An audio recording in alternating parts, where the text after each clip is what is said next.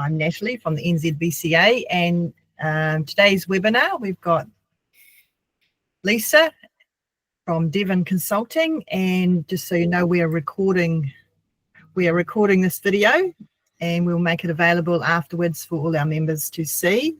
And so, as usual, it's the approximate 30-minute presentation followed by 15 minutes roughly of question and answer at the end. So hopefully we're all finished by 12:45.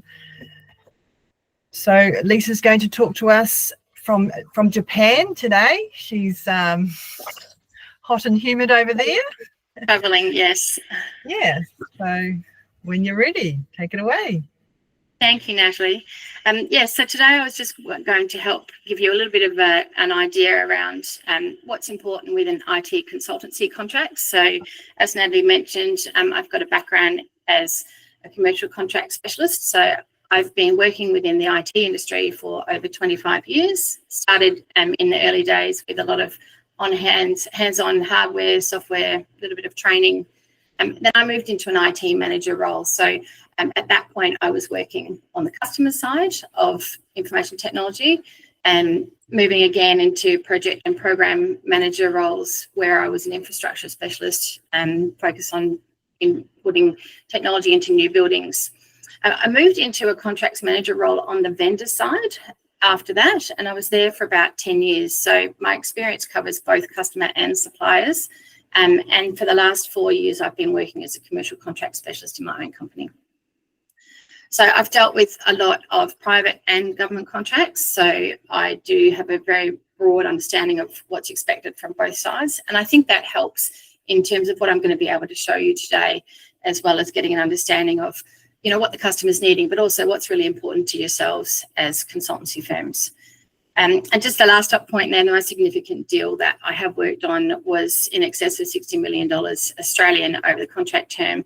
And the really challenging thing around that was there were 64 separate documents that I had to work with. And so it really means that you need to get an understanding across the whole breadth of those documents when you're doing something so significant, and being able to piece it all together ends up with a really good result, both for the supplier and the customer. So just a bit of an agenda today. I thought I'd start with a little bit of a review of the contract process and life cycle and what it is to actually form a contract. Having a look at the certain types of IT contracts that you may come across, going into a little bit of detail on some of the clauses that you maybe want to avoid within your contracts, and then having a look at some of the things that will help strengthen your contracts and reducing your risk. And then a general tips at the end, and hopefully some questions if you have any too. So New Zealand has a very specific act called the Contract and Commercial Law Act, which was created in 2017, which governs, along with your other laws, helps to govern your contracts. And this is actually been set up with some really clear guidelines around what is acceptable, and it also allows the permission of electronic signatures, even though sometimes a contract might not always be met in person. You might find that in certain circumstances, if a witness is needed, you can't sign that electronically. But other than that, most contracts are permitted to be signed electronically. So there are 5 points under the law that says a contract must have in order for them to be a valid contract. The first being a clear offer. Now, that could be verbal or written. It doesn't actually always need to be on paper. So someone's offering to provide something. The second point then is the acceptance. So you've got the second party who's actually accepted the offer. And so that could also be in writing, but it could be implied by someone's behaviour.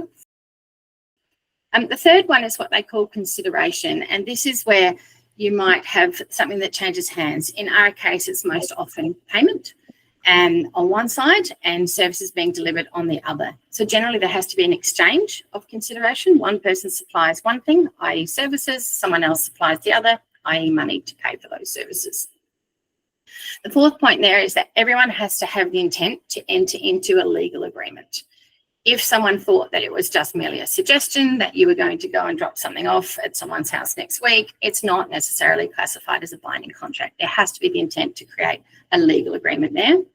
And the last point is that there has to be a certainty of the terms. So they can't be ambiguous or vague at all. They have to be very clear about what is happening within that contract. So this is just a summary of the IT contract process lifecycle that generally is used within all of the internet and information technology organisations. So let's just start at the top with the customer request, which is just circled in red. So the customer will come to you with a request. It could be in the form of an expression of interest, or a request for quote, request for proposal, or request for tender. They may come to you with a single supplier request, so you're the only one that they've asked to provide certain services. Or there may be a situation where they've got preferred supplier, or a panel where there's a limited number of suppliers that have been contacted to ask to respond to the customer's request. Following that, the providers and suppliers would move into a requirements gathering section, where you are having a look at what it is that they're asking you to do. Is it project work? Is it support services? Are you likely to be providing some form of managed services? And once you have an understanding of what it is that the customer's asking, you'll create a response. And that would normally come in the form of a quote, proposal, or it could be a response to that EOI, RFT, or RFQ. At that point, the customer is going to sit down and evaluate the suppliers and form a selection of who it is that they want to proceed forward with. So if it's a tender, you might find that often they have what's called a process of best and final offer. So they might narrow down that selection to 2 key suppliers that they want to move ahead with. And they will then ask you to come back with a second quote or a second proposal, where you might change your price a little bit, or sometimes you can put some value add on there to the customer that no one else is going to be able to provide. There is times when they might issue a letter of award at that point. Be mindful that the letter of award is not normally binding. It's signalling their intent that they're going to give you the contract. At that point, you often will moving into a contract review and negotiation phase. And that can sometimes take an extended period of time, but you might be looking at a one-off contract with that particular customer, or you could be looking at an ongoing multi-year agreement. Following that, and you've agreed the terms with that particular customer, you'll move through the approval and the execution phase. And that normally involves signature on documents, which could be electronic or a physical signature. And the reason I've highlighted that green is that's normally the phase that your contracts professional will step off the process, and then you'll move into the fulfillment delivery section, where you as suppliers are going to be providing those services to that customer. Through that particular cycle, you may be issuing some change requests or creating some variations if there's some things that are happening in the scope side of things or the price side of things, whilst you're doing that fulfillment and delivery section. The final stage in this cycle is normally the review and renewal stage. So if it's a project, you'll often find you're going through some lessons learned with the customer. They may be happy just to create a contract extension at the end of the term of that particular agreement previously, or they may issue a new RFT or RFQ, depending on what their mandate is and their requirements as an organisation. And then the cycle starts again. So the main types of technology contracts that you're likely to encounter are an NDA, which is a non-disclosure agreement. They're also known as confidentiality agreements, and they're often issued at the beginning of a process of communication, particularly if it's a new customer. You might find you're dealing with a master services or a master consultancy agreement. There's managed services agreement if you and your organisations are supplying managed services over term to a customer. You'll have subscription or software as a service agreements, and they're probably the main 4 I think that you're probably going to encounter. I've put in the other column some of the other ones which are less frequently used, but particularly from my perspective, statements of work are actually also a contract. And I think sometimes people forget that they think the master agreement is the only thing that's a contract, but a statement of work is also legally binding. The reason I've put not proposals in the end there is a proposal can be used as a contract, but it shouldn't be, because most of the time you're creating a proposal with multiple options. You're saying to the customer, I'll supply you A as your base service, and you can choose whether you would like B, C, and D as optional extras. If you're then signing that proposal, it becomes a little bit unclear and ambiguous as to whether or not they're going to take services B, C, and D. And going back to the 5 things that form a contract, that ambiguity of terms might make that not valid because you're not sure what it is that has been agreed. MOU and teaming agreements often work hand in hand. So an MOU is a memorandum of understanding, and it's normally set out at the beginning prior to entering a teaming agreement with someone to provide an intent on what you'd like to do. And I'm not sure how many of you are involved with vendors in terms of reseller agreements, but in my past experience, often consultancy firms might have a situation where they're reselling services from a particular vendor to some of their customers. So you're also going to be encountering those reseller agreements. I've added purchase orders in here as well because they are legally binding. And the reason that I've put a double asterisk there is to be really careful on when you're receiving a purchase order, because quite often they'll come with terms and conditions. And if you haven't had a chance to read them or you aren't aware that they're sitting there, you may find that you've entered into some terms and conditions sitting on a customer's purchase order that you had not intended to. So what I'd like to do now is just go into a little bit of detail on some of those key agreements and what they are and certain things that make them a good agreement or things to be careful of within that agreement that might be a little bit more risky. So as I mentioned before, an NDA or a confidentiality agreement is a precursor to sharing confidential information. For those of you who are involved in tenders, if you don't already have a confidentiality agreement with a particular customer in place, you'll often find that one of the things that you receive as part of that tender package is an NDA. And the customer is expecting that you will sign that and return it before they release any further documentation to you, because they want to make sure that what they've sent you is going to stay protected from their side. Just a couple of things to avoid in an NDA, if you can, is try not to have an unlimited time frame. This means that essentially you would have to provide a protection of confidentiality never ending on that particular document. So you really want to make sure that you've got an end date on those. You really also want to try to make sure that an NDA is two-way and not one-way. So one-way is where a customer sends you something that's protecting their information, but it doesn't offer the supplier any protection on what you're sending back. So all of your commercially confidential information, your pricing, your potentially value adds, or your intellectual property that you're responding to, for example, a tender, isn't protected in a one-way agreement. The other thing that I would like to say in terms of what to avoid is try not to have an NDA that isn't superseded by the final agreement. An NDA should, moving down to the best practices, have an end date. So whether that is a time frame, ideally no more than 3 years, or whether that end date is actually prior to the main agreement commencing. So the second agreement will actually stop the NDA from continuing. Also, it should be limited to specific purpose. So normally an NDA, for example, at the beginning of a tender, is going to be limited to the sharing and receiving of those tender documents and the supplier's tender response. It shouldn't be too broad to allow the customer to say that you have to protect anything and everything moving forward. And by saying that, again, it should be closed off when your final agreement is created, will end that NDA in a nice way. So you're having an NDA just for the receipt of the tender and the tender documents. And as soon as you, if you're a preferred supplier chosen, as soon as you sign that agreement with the customer to deliver the services, those provisions then take place moving forward. So there's some easy things to have within your NDA to create an automatic cessation. The first one is when the main agreement commences, then the previous one will stop. Or you can have, for example, when the information hits the public realm, as long as it's not done by your breach, that particular confidentiality requirement on yourselves would stop. So master service or master consultancy services agreements are normally used as a head agreement, though they can stand alone. And the reason I say head agreement is that quite often you'll set up a master services agreement or a consultancy services agreement with the intention of doing multiple projects or multiple engagements with a particular customer.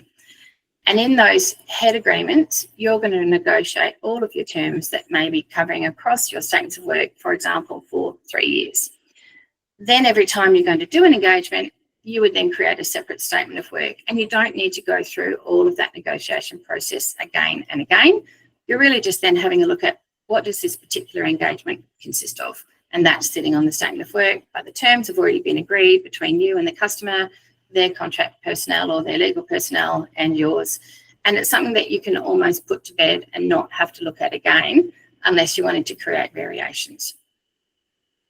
I often see a lot of master services agreements, that certainly the customer-driven ones, where the indemnities and the liabilities are extremely broad.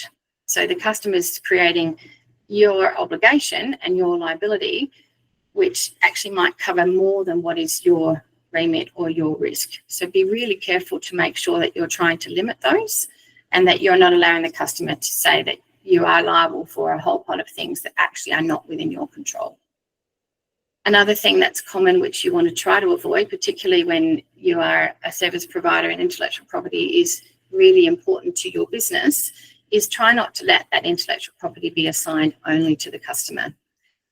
When you're forming those contract negotiations, you can actually write that particular clause to make sure that it's joint assignment, or that if it's very specific to yourselves as suppliers, that it's actually your intellectual property and the customer only gets to use it for the term of the services, for example. They're not allowed to on-sell it or take it into other parts of their business without you giving them that right. And the last one I've got in the areas to avoid is the words fit for purpose. And this is really common in agreements coming from a customer, where they say that you are going to guarantee your services are fit for purpose. I would always scrub those out. The reason being, you don't know what the customer's purpose is all the time. You might know what their requirements are, because they've written those, hopefully, and you've agreed those between you before you're providing the engagement. But they could take a particular piece of software, or they could take your services and apply them for a purpose that you're not aware of, and then claim that they're not fit for that purpose. So I will always scrub those words out, and I would change them to be aligned to the actual requirements that you've agreed in writing. Under the best practice for these types of agreements, try to get them multi-year if you can. As I said earlier, it saves you renegotiating those terms time and time again. Once every 3 years is normally common, and it just means that you don't have to go back between your legal or your contract teams over again whilst you're doing those. In order to make sure that your statement of work is going to be very specific to what you're looking at, you want to be clear on your order of precedence in those agreements. And I will often suggest that the statement of work override the master agreement, because then you can put special conditions that might be very relevant to a particular engagement, and you can list them first and then make sure that the overall master agreement is not going to be affected by the fact that this particular condition has to happen on this statement of work.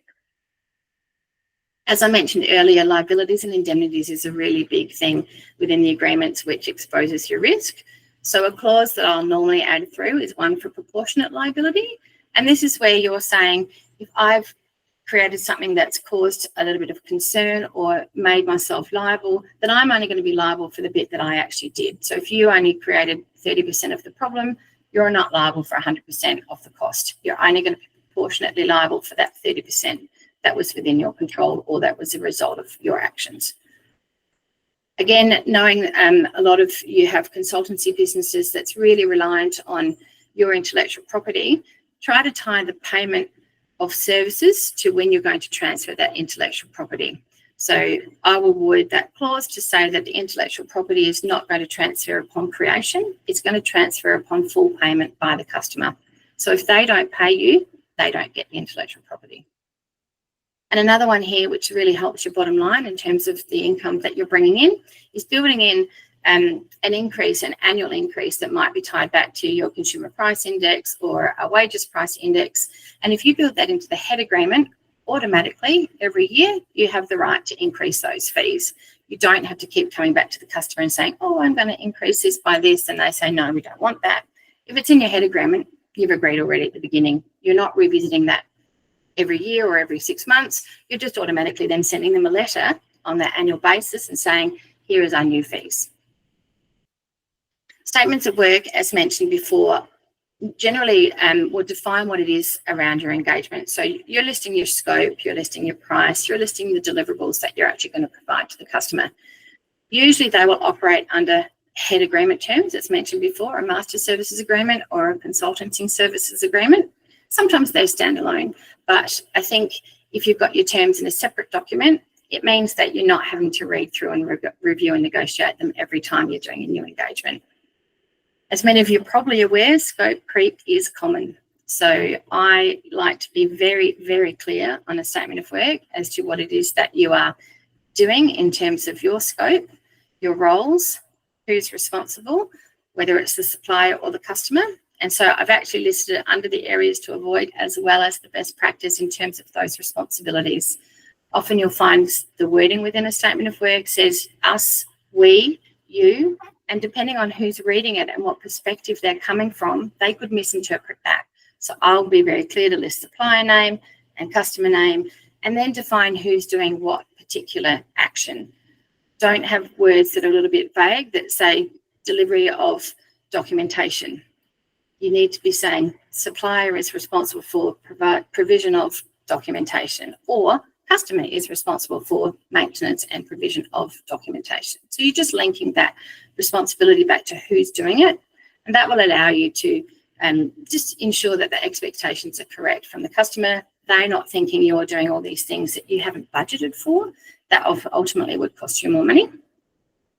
Moving down then to the rest of the best practice, fixed price versus time and materials is something to really clearly consider. I wouldn't recommend fixing anything in a services agreement unless it's something you have done over and over again and you know that it's going to take 12 hours and it's going to cost X dollars. Normally, I would suggest that you're breaking those statements of work into multiple phases. Fix the first one if you need to, which is normally the requirements gathering. And then once you know exactly what those requirements are from the customer and what you're delivering, consider whether or not you'll fix the second and multiple phases or still keep those as time and materials. Again, if you're doing fixed price, think about milestones, keeping your bottom line in mind.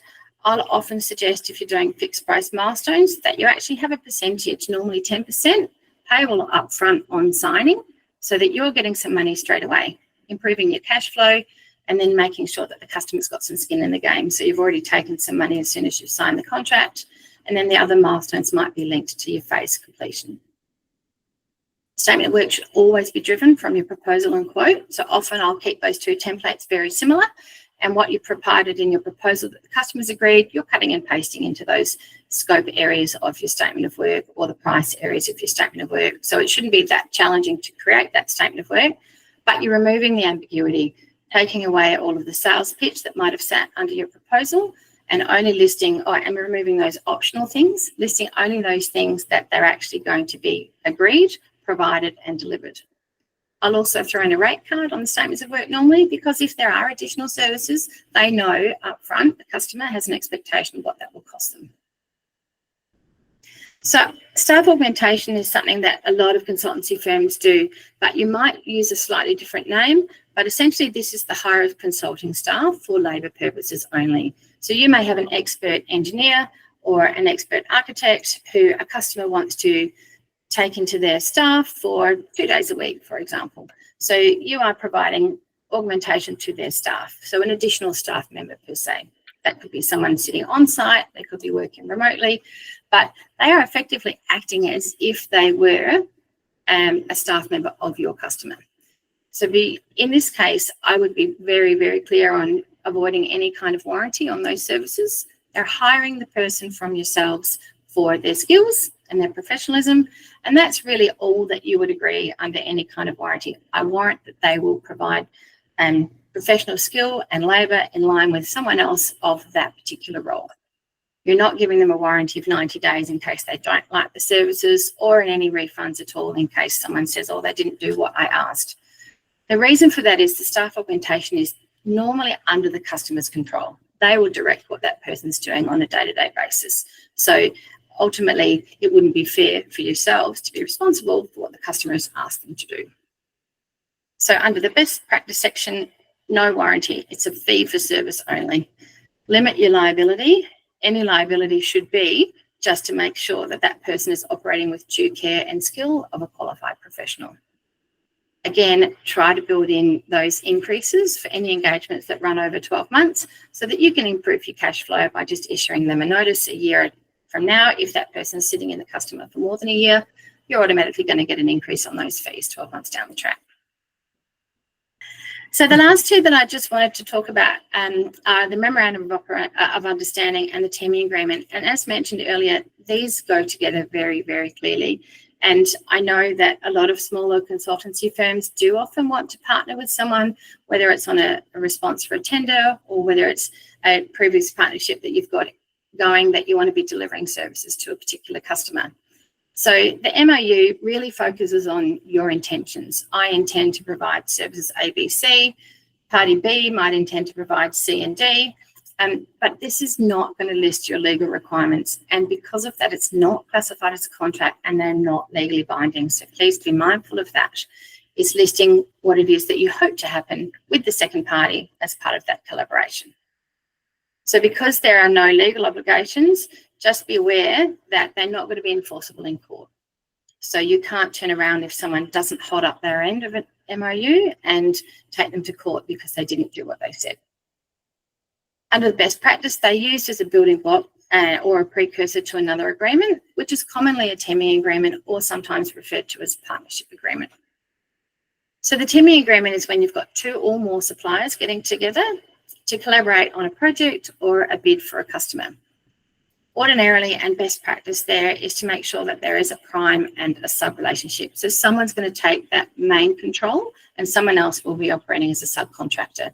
So the prime person within a teaming agreement is normally responsible for more things than the subcontractor back to the customer. Be clear in your teaming agreement to avoid one party progressing with that customer without the other. It's often a practice where a larger organisation might have two or three smaller subcontractors that they're asking to provide services or that they're trying to negotiate with. So you just want to be clear that you're not going to be left out of that final execution stage in terms of delivering what it is that you would like to do. So the best thing to do in those teaming agreements is to limit your risk to your obligations. So if you were, for example, the subcontractor, you don't want to have the same level of risk as the prime contractor. If you're only delivering 20% of the services, your risk should be aligned to that. So your insurance values, your indemnities, and your liabilities should be limited back nearer to that 20% or what it is that you're actually delivering. Make sure you've got really strong confidentiality terms in here. So this is because you're providing your intellectual property potentially to a partner who also in the usual course of things might be a competitor. And you want to make sure that they can't take any of your confidentiality or intellectual property onto other projects without you being involved. So the last point here is to be clear and specify who's going to own the intellectual property in those deliverables. In a teaming agreement, you're obviously delivering things with another party. You want to make sure that you can also use the intellectual property moving forward if you are contributing to its creation. So just some general tips that I thought would be really helpful here. Engage your contracts team really early to set the expectations. Generally, most contract negotiations are going to be a 3 to 4 week process. So allow that time as part of your negotiation setup for a particular project that you're working on. Or if you think that you're going to get a tender response that's due, for example, next week, Friday, get your contracts team involved as soon as you can. Considering those timelines will allow you to then make sure that you're not missing out on things at the end and that you've also had enough input with enough detail to get a really good outcome for yourselves as that contract negotiation. Try to get a single contract expert across all of your documents. Sometimes you might find that you've got 2 or 3 people in a contracts team, and if one person looks at one section and someone else looks at another section, you're actually not going to have that continuation across the documents. And you might find a clause that's agreed over here was done so because of this one being removed, but a third party or a second person coming in might put that back in without understanding why it was negotiated out at the other point. Involve your sales, your bid team, your finance, and your project teams in all of your contract negotiations. I work really closely across those teams as well, because they will be the ones that tell me what the risk or the likelihood of a particular risk arising is, how much the project is worth, what exactly is being delivered, and whether or not the project, so the contract terms reflects that, or if something's actually not ever going to happen, then you don't need to hold too fast on that particular clause. I would strongly suggest you have a contract register, that you're listing all of your contracts that you've entered into, and track your renewal dates. Now, this could be as simple as an Excel spreadsheet. In fact, I've worked in a number of organisations that is their contract register. And the best thing about that is you can set filters at the top that actually allow you to segregate everything by customer or by due date coming up when the contract's up for renewal. You can set up different columns and things and create obviously a lot of macros around those. But having a single register allows you to track what it is that you've agreed, and also then planning for something when it's due. So if you've got a master services agreement that's every 3 years, you want to start those negotiations probably 6 months in advance. So you might set something up in that register to say, here's my date that I want to actually be flagging, and going back to say, I'm going to start to look at that negotiation well in advance, because it might take time to achieve those terms with the customer. Building in annual increases, this is the third time that I've said this, and the reason for that is it's really, really helpful to your bottom line in terms of your income. So if you can essentially get an annual increase automatically built into an agreement, you're not negotiating with the customer any further about, you know, having to put your rates up, because you can just say, well, the contract says that we're going to do this and you've already agreed, and allows you just to keep increasing your turnover in terms of what it is that you're charging. My last one is again reiterating around the proposal. Don't execute a proposal that has multiple options. I've seen many, unfortunately, suppliers get caught out where the customer has signed a document that has 2 or 3 things, and the intent was that you are only delivering one of them, but the customer says, well, I've signed and this has got options B, C, and D, so you have to provide all of those, unfortunately, for the cost that you may have already agreed. So try to remove the execution section on a proposal, move it across to a statement of work, and keep it very clear as to what your scope is. I think that's generally the end of what I was going to talk about today. I'll just give you a really brief summary of me, who I am. I'm actually based in Perth, WA. As Natalie said at the beginning, I'm travelling at the moment, so I'm actually in Japan. And I often work remote with clients, depending on their time zones. So I've spent many years working with Intergen New Zealand, who have subsequently been taken over by Capgemini, and I was their contracts manager for 8 years of that time. I do ad hoc work. I work on a number of tenders, and I'm happy to do one-off contract reviews or provide ongoing services. As I was discussing earlier with Dan and Natalie, I'm happy to take queries from any of you. I'm on the panel as an advisor, so if there's any queries that you've got, please funnel them through Dan or Natalie, and I'm happy to help. And if anyone does want to get a little bit more detailed in terms of contracts, I provide a no obligation meeting for an hour and a half for someone to get an understanding of how I might be able to help your organisation.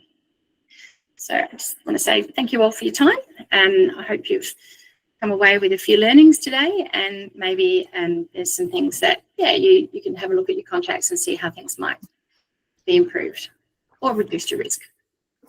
Are there any questions?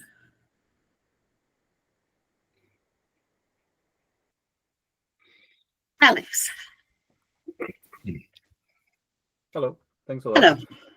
Hello. You talked about the digital signature and that it's allowed. What counts as a digital signature? Like, there's obviously the like Adobe and whatnot that does it sort of formally.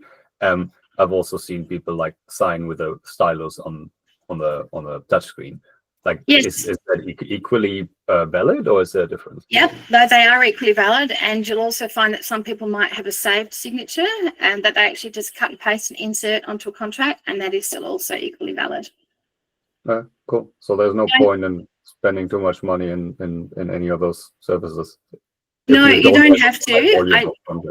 I think it depends on how many contracts you might be signing on a regular basis, and also your access to technology. So, for example, if you do have Adobe or DocuSign or some of those, you can just literally do a click from an email, and you might have that access on your phone. So that makes that a lot easier, and you don't necessarily have to be sitting down somewhere where you can sign, PDF, print, upload, etc. So it certainly improves the speed of turnaround of contracts as well, I think, particularly for executives who may be travelling, different locations and hard to get a hold of.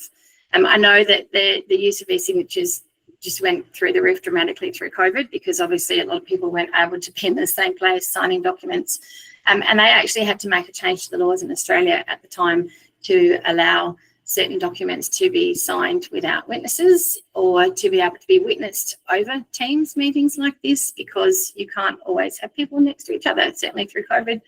So that became challenging too. So yeah, but electronic signatures are more common than what they call a wet signature now, which is the handwritten pen type signature. Cool, thank you. You're welcome. Any other questions? From me, Lisa, thank you very much for that presentation. Packed full of advice, I think. Absolutely hundreds of elements there. So when we get the video out, it'll be worth another watch, I absolutely think. I did have a question about late payment. So the only thing I've ever seen in a contract about late payment is the option to charge interest on it. But I've never seen it actually used. So is there any advice in particular around late payment that you could give Yes, us? absolutely. I will often build into contract terms that you can stop providing services if someone is late on that payment.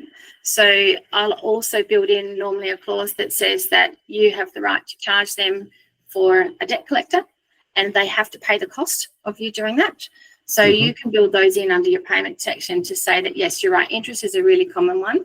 And often that's aligned to one of the Commonwealth or government interest rates. And then that if they haven't done that by a certain time frame, stop providing your services. Obviously, you're putting yourself at risk the more that you're continuing to provide those. If they're late 2 weeks and then they're late 4 weeks, potentially you haven't received payment for that time. So you're building in an option to say, I don't have to continue. It's a little harder in some of the managed services agreements from that perspective, obviously, because the managed services agreement is something where you might be providing remote infrastructure management, for example. And so you're not just going to turn off someone's servers and turn off that connection, but then you can certainly hit them with penalties beyond a certain time where they actually are going to get not just interest, but they might have additional amounts that they owe during that time. I've never seen penalties in a service contract, though. Have you? It is permissible. It's ultimately up to what you and they agree. And I guess it depends if that customer's got form, for example, and they are regularly a non-payer, then one of the other ways that you might see rather than a penalty is you might build in almost like a carrot on the other end. If you pay your invoice on time, we will give you a 2% discount. Or if you pay your invoice before due date, we will offer X, Y, Z. An interesting one. I've seen it the other way around, which is that if you don't pay by that time, you don't get the discount which you'd already agreed. That seems quite a reasonable carrot, I suppose. Yeah, and I think that certainly, obviously, small and medium businesses' cash flows are really critical. So anything that you especially can do, if they've been knocked down on price, we say we agree to that, but it has to be on time. Absolutely. Yes, exactly. And one of the other things that someone actually said to me they've done recently too is they actually set their customer down and they said, I'm working on your project at the expense of other customers, and I hope that you would do me the courtesy of paying me on time. And they actually had a very brief face-to-face conversation, and I think the customer felt a little bit ashamed that they hadn't, because they realised that the supplier is actually opportunity cost. I could have been working with customer B, C, or D instead. So please recognise my time is as valuable as yours, and I'd like to be paid on time for that. And are you seeing anything around? So, I mean, it's quite common to have a 20-day payment terms in New Zealand, sort of effectively by about the 26th of the month. Are you seeing any particular trends there around payment expectations? Yeah, I think unfortunately customers are trying to push those out a little bit more. Often you'll find that they want to have a term that is 20 days from the end of the month, which actually gives the customers another 15 days grace sometimes. So I think certainly from a small, medium business side of things, hitting on that 20-day payment terms, be clear if it's business days or actual days. And on that, hitting on that rather than end of month, certainly gets your money in quicker. Larger customers, unfortunately, tend to dictate a little bit more of their own terms, and you probably accept slightly longer payment terms from a larger customer than what you would from a smaller one. But yeah, cash flow is key, obviously, in small and medium businesses. And if you're not getting those payments coming in on your invoices, it can really create a strain on so many other areas of the business. Great. Thank you, Lisa. Really. Welcome. Alex, hello. So that discount, if somebody pays earlier, that's like, it's a super common thing in Europe, but I feel like I've heard a few years ago that was not allowed in New Zealand for I don't know what reason. And I've never seen that in any contract anywhere or anybody even talk about it. So I was just wondering, like, if there's anything to be careful with, or I can do whatever I want, and if I want to give them, I don't know, a discount or whatever, if they pay within 7 days, then that's fine. Yeah, contract terms are ultimately what two parties have agreed. So as long as you're not breaching the law and writing something into a contract, then if you and the customer have agreed that you're going to provide a discount for them paying on time, then that's certainly legal and valid within a contract. What I think you can do so that it's not maybe quite as obvious is change your price in the initial stages, or you can say, and which is common from certainly consultancy services, if you are providing extended time for 3 months, 6 months, you might give them an overall discount on the more services they use. And so that's a way of not necessarily discounting an individual invoice, but you're saying it's a volume discount. So if you're going to take 6 months of, for example, a staff augmentation engineer, architect, then I'm going to give you 5% discount instead of if you were only going to hire that person for 1 month. So again, that encourages them to keep working with yourselves, get those longer engagements in play, which obviously going to increase your cash flow because you know you've got certainty of income moving forward as well. Cool, thank you. You're welcome. Sorry, we went a little bit over time, and apologies for the screen at the beginning. Natalie, thank you so much for getting yours working so that everyone could still see the slides. But yeah, I hope everyone's got something out of today, and yeah, feel free to reach out if there's questions. As I mentioned, I'm an advisor on the panel for Dan, Natalie, and the NZBCA, so happy to help answer some questions if you have any.